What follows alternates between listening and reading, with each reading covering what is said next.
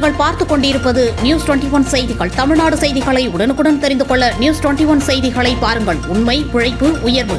தேனி மாவட்டம் பெரியகுளம் அருகே உள்ள தேவதானப்பட்டி பகுதியில் அருள்மிகு மூங்கிலணை காமாட்சி அம்மன் கோவிலின் மகா சிவராத்திரி முன்னிட்டு கொடியேற்றம் நிகழ்ச்சி நடைபெற்றது.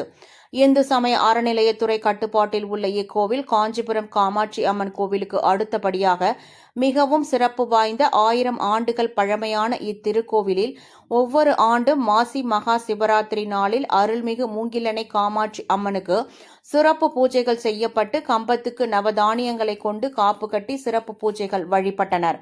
அதனைத் தொடர்ந்து மகா சிவராத்திரி முன்னிட்டு இன்று கொடியேற்றம் நிகழ்ச்சி நடைபெற்றது. இதனைத் தொடர்ந்து வருகின்ற பிப்ரவரி மாதம் 26ஆம் தேதி முதல் மார்ச் மாதம் 2ஆம் தேதி வரை 5 நாள் மகா சிவராத்திரி திருவிழா நடைபெறவுள்ளது.